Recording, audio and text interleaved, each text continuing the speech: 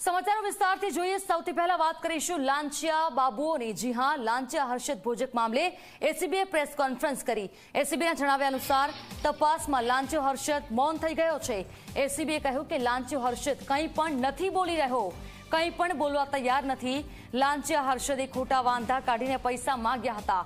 એએમસીની પૂર્વ ઝોનની ઓફિસમાંથી ફાઇલ કબજે કરાઈ। આ કેસને સંબંધિત ફાઇલ કબજે કરવામાં આવી છે। આરોપી પૂછપરછમાં મૌન સેવી રહ્યો છે। જે લોકો પૈસા લેવાના હતા તેમની તપાસ કરાશે। 73 લાખ રોકડ ક્યાંથી આવી તેની પણ તપાસ કરાશે। ફાઇલમાં છેલ્લી સહી કોની થવાની હતી ત્યાં સુધી તપાસ કરીશું તેવું કહેવામાં આવ્યું છે।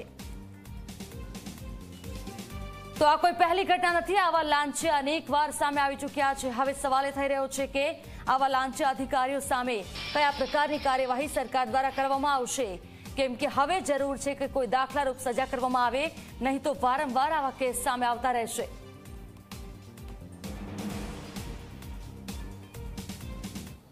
જે જમીનમાં મકાનો અને દુકાનો હતી, આ મકાન અને દુકાનોનો એએમસી દ્વારા કબજો લઈ લેવામાં આવેલો અને એ દુકાનો તોડી નાખવામાં આવેલી। જે જમીન લેવા માટે ફરિયાદીએ પોતાની કાયદાકીય પ્રક્રિયા કરેલી, પરંતુ 1 વર્ષ ઉપરાંતનો સમય થવા છતાં તેઓને આ બાબતે કોઈ સંતોષકારક જવાબ મળતા નહોતા, જેથી તેઓએ આ અંગે ગવર્મેન્ટ એપ્રુવલ એન્જિનિયર હતા આશીષ પટેલ, એમનો સંપર્ક કરેલો અને આમાં મદદગારી કરવા જણાવેલું।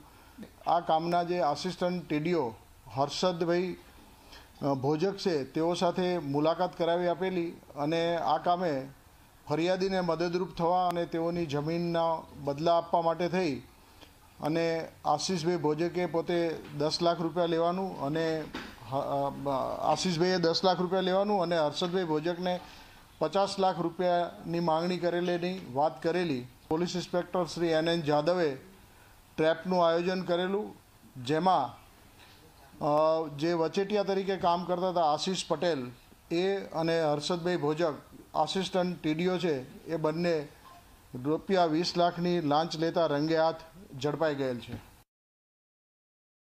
પ્રાથમિક પૂછપરછમાં તેઓએ આ જે એમની ફાઇલ ચાલતી હતી એ ફાઇલમાં ખોટા વાંધા વચકા કાઢી અને તેઓને જે ફાળવવાની જે જમીનનો કબજો લીધો હતો એના બદલામાં એ કાર્યવાહી કરતા નહોતા।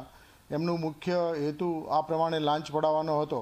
તેઓની જે પૂર્વ ઝોનની ઓફિસ છે ત્યાંથી તપાસ કરવામાં આવી છે, ત્યાંથી તેઓની જે ફાઇલો આ કેસ લગત હતી તે મેળવવામાં આવી છે અને તેઓના ઘરેથી ઝડપી તપાસ કરતાં 73 લાખ રૂપિયા રોકડા અને એક સોનાનું બિસ્કિટ કે જેની કિંમત આશરે 4.5 લાખ રૂપિયા થાય છે, આમ 77,50,000ની રકમની માતબર મતા તેઓના ઘરેથી મળી આવેલ છે।